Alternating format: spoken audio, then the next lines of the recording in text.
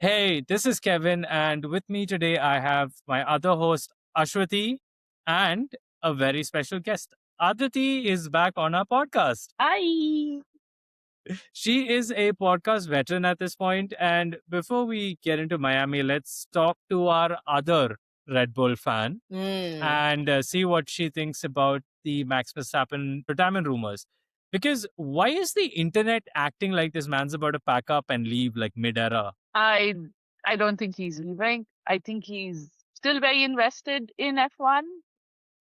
I mean, yes, he's been racing a lot on the other formats, but I don't see him leaving F1 or Red Bull at least for the next 1 or 2 years.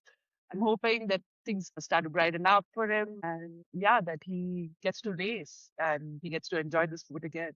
If there's one thing about Maxa, we know that he loves his side races. Did you know that the team got disqualified from the Nürburgring Endurance Series because they ended up Yeah, using 7 sets of tires instead of the allotted six? that just feels like a classic Ferrari thing. It gives me so many flashbacks. But Okay. with Max, I mean, I'm sure he's going to stay in racing. Where, how, we'll see. But the amount of sad songs to Max leaving reels I have seen on my Instagram is just insane. Yeah, like you said, I think he's gonna maybe end up going to WEC or GT racing, which is a lot more closer in the way the Mm. pack is set up and the racing. But before we spiral and accidentally manifest something that we don't want No. before the race weekend, this is F101. Your friendly neighborhood F1 podcast. That doesn't gatekeep but overshares. Race updates, meme, and technical stuff.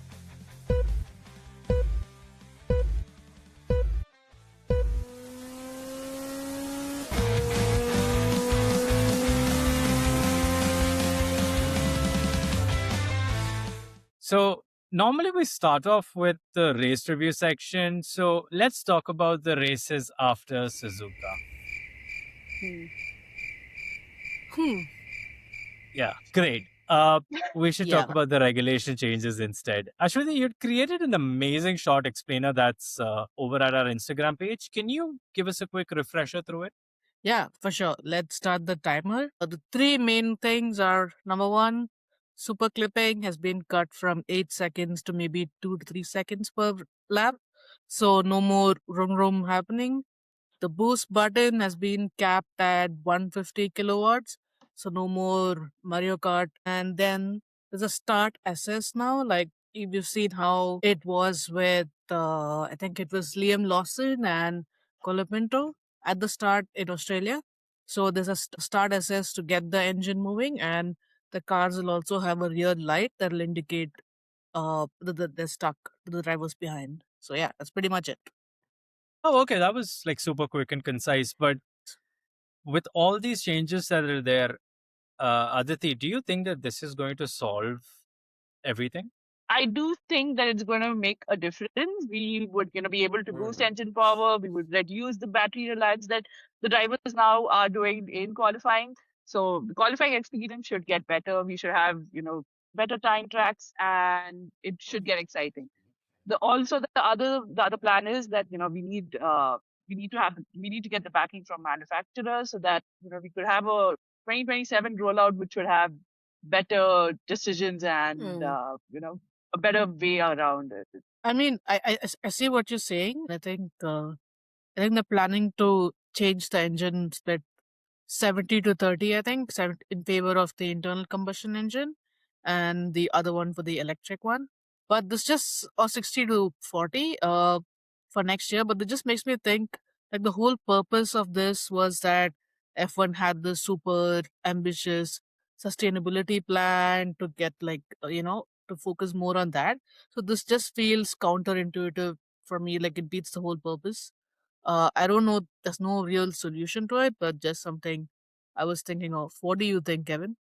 I mean, the underlying priorities seem pretty clear, like first, they're keeping the manufacturers happy. Yeah. Then they're improving the show for the viewers. And I feel like, sadly, somewhere further down the list is driver safety. Yeah. And on that note, I feel like it's time for us to talk about the Miami Grand Prix, which is the upcoming race that we have.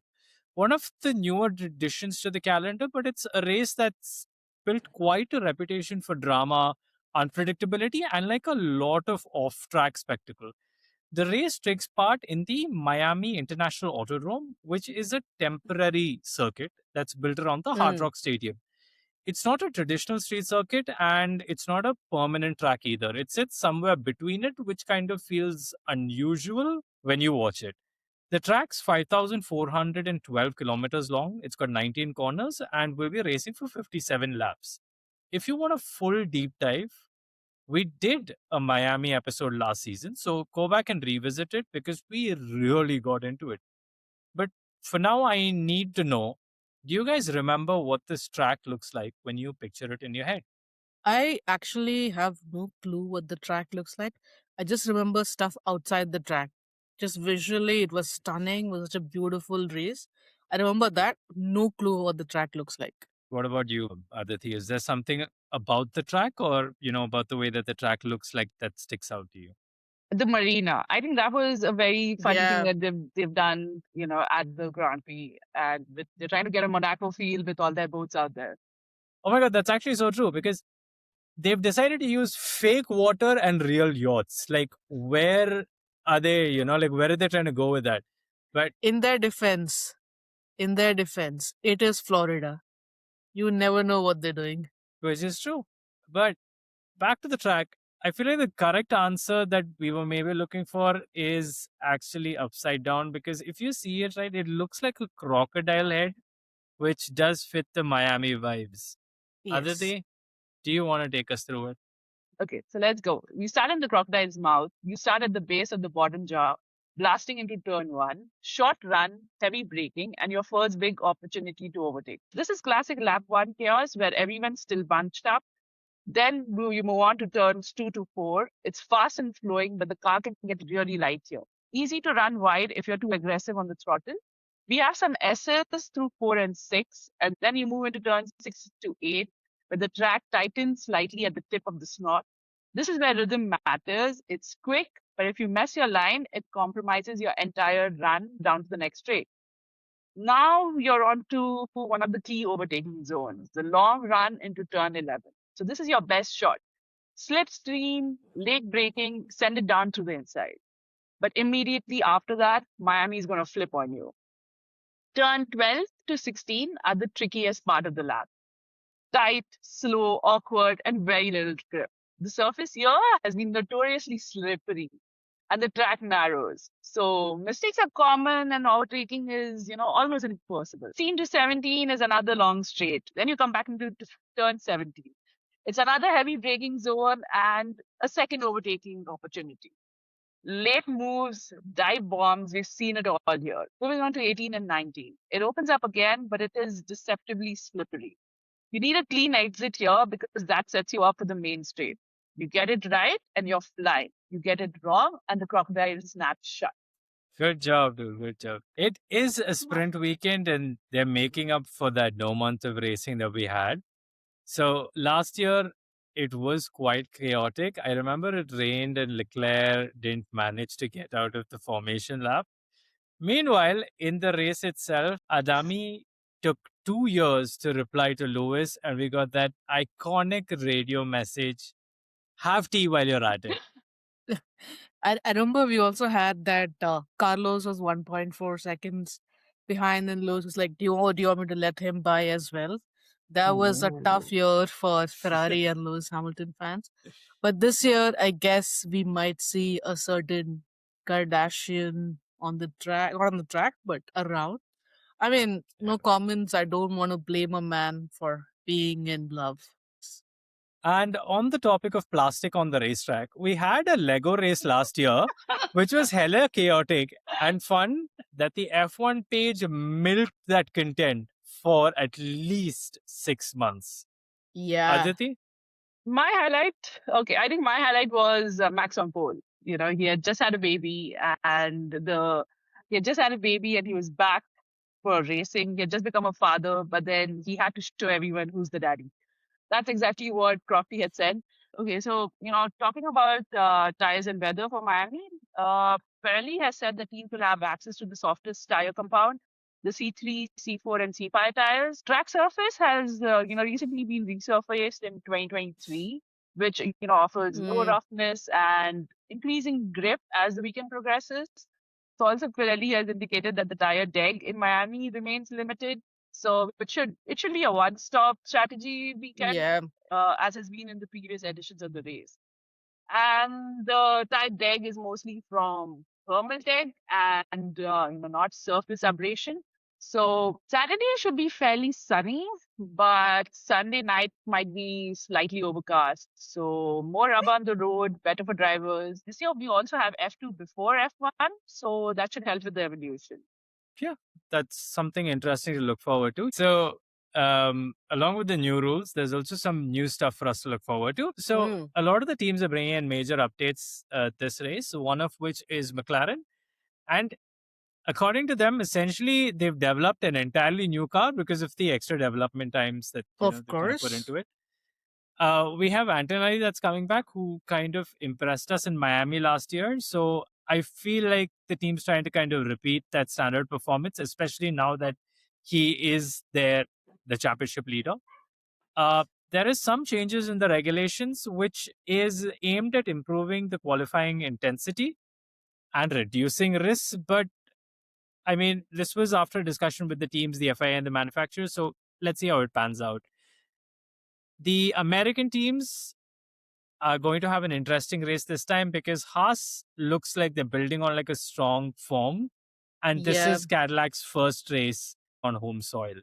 They have a new livery, which our host that's not here today, Nish, has some emotions towards, but we're going to save that for another time.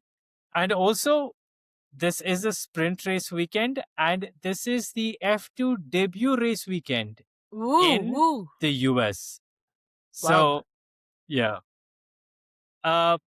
On that note, why don't you guys tell me what your podium predictions are for the Miami Grand Prix? No, I refuse. I Oh, refuse. I need to know. I listened to your updates very patiently, and I was waiting for an update I wanted to hear.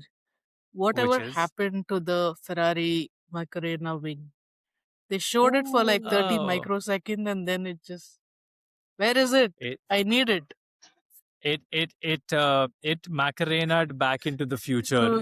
Back to Italy. Like, yeah, like you know how there's this running joke that said that if you have an excavator and you turn it around enough times, it ends up unscrewing itself. Maybe that's Oh, what ended yeah. up happening. They Macarena'd enough that it ended up maybe coming off its hinges. Maybe that might have been what happened. I hope to see it soon. My hopes and dreams are tied to that shawarma skewer thing. the donor kebab of the Yes. F1. Oh, Yes, Perfect. that's what it is. Yeah. But I think on that note, let's transition into the podium predictions. Okay, We'll let fine. our guest for this episode tell us what her podium predictions are. Bide, Sure. what do you have for us? Am I ready with my podium predictions? Okay, I'm just gonna go off the way. Just a disclaimer. We have been horrifically wrong in Oh. almost all our podium predictions. Right. So maybe you can change things for us. Yeah. Okay. No pressure. No pressure. Right. Let's go with. I'm going George on P3, and I'm going Leclerc, Ferrari, Dora Kebab on P2, and I'm going Kimi for the win. Oh, Okay, wow. not too Yeah. bad. Interesting. Ashwati, what about you? What are your podium predictions? What are my podium predictions? What are podiums? It's Oh, been wow. so long, you know. Ferrari, It's like Ferrari fan. 1 month break has just been like I felt like Yeah. like last year. It feels like I'm not even updated on things. Like last nowadays. year's syllabus, you're asking me Correct. this year exam paper. I feel like my spidey senses are telling me Kimi, then Leclerc on second, and Russell third. So almost very similar to what Aditi said. Okay, all right. Almost, yes. You Oscar guys, one. I feel like you guys have this thing about maybe not putting all your eggs in one basket, but okay, that's fine. My podium predictions, but even before I have podium predictions, I feel like there is a general prediction that I have, which No, is not allowed. Nisha will not allow. How dare you? no. I control the edit, so I think it's fine because I think that we're actually sadly maybe going to have a comparatively lesser cars finishing, not Mm. because of issues with the vehicles, but because of crashes, Oh, yeah. given Oh. the history that we have. Because I really want to see how it pans out in Miami, given the way that it's put out and the way that the regulations are set right now. I'm really scared for the drivers this race. I In mean, terms of aren't the changes Go made ahead. kind of, wouldn't it stop it? Like with super clipping reducing, with the boost button not being as powerful, shouldn't we technically be saying, less such incidents? Of course, driver clashes, of course, obviously happen, but like yeah. regulations wise, Feel like in my mind the reason why I'd say that is because yes, these changes are there, but drivers have been driving the first half of the season a certain way with certain kind of expectations. They've been training and testing, and Mm, you've learned something for the longest time, and coming all over a weekend to unlearn it and do it again. I feel like that's where the longest interesting Longest gap is. that has been longest there. time being 3 weeks, but I get 3 races, but I get your point. Yeah, but imagine you've been like practicing for what, Sure, like sure. 6 months before this on a certain Yeah. setup, and you come in and you try something different. Like even very simply, us at home, you go from driving an automatic car and you switch into a manual. You forget to press the clutch sometimes. Too. That happens, man. So, I mean, obviously the drivers are way better than we are. I'm hoping for the best, but in terms Sure. of podium predictions, I don't know if this is going to hurt me to say this, but I feel like it's going to be a double papaya podium with Mm. Oscar Oh, on wow. top. Yeah, you won And last Merck, year. yeah, and Merck coming in third place. Okay. Oh. So I no am Ferrari. in. Okay, noted. Yeah. I know. I'm sorry, Mm. but yes, no Ferrari. But I feel like I sensed a little bit of judgment there. And on that note, it's a great time for us to transition into our segment. We listen and we don't judge. Alti, what is your hot take? Okay, so my hot take is that Kim Kardashian is going to be Lady Luck for Lewis Hamilton this race. And he's going Okay. to do really well. He's going to be on, it's going to do really well. And he's, I want to say in the top five. Yeah, he's going to do really well and he's going to be in the top five. Okay, so that was my hot take. We listen and we don't judge. So, Ashwati, what about you? I think I might be, maybe I'm just high on Delulu or whatever. To my mom watching this, Delulu is not an actual drug. I'm not, no drugs. No. But I feel like, Kevin, shut up, No, please. So Delulu is delusion. I feel like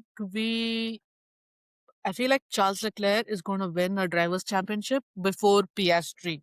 Oh. Before Piastri being the hot take. That's it. That's all I'm saying. There's no if, nothing. We'll just see. That's it for me. Kevin, what's your hot take? We listen and we don't judge. My hot take is that I feel like they should reintroduce refueling. Like, it was a strategic element that felt way more natural in the progression of the race than this whole battery boost nonsense that we have right now. I'll take it. Yeah. Yeah. It's not as much of a hot take, but when the leaks did happen, it was a very hot take. Given the way that safety has evolved over the years, I feel like we're at a point right now where we possibly could reintroduce it. There were literally videos of cars drifting around track. BMW had done it where they were refueling mid drift. So I feel like maybe Formula One can handle it. Yeah. But next week is a break again, but we'll be back after for Canada. If you like this episode, follow, subscribe, and share with a fellow F1 fan or someone you'd like to bring to the dark side. Predictions or hot takes, find us on Instagram. Link is in the description. We're building a community on Instagram and we're very happy, almost desperate for you to join us. Thank you so much, Aditi, for coming back. We will see you on the next episode of F101. Bye.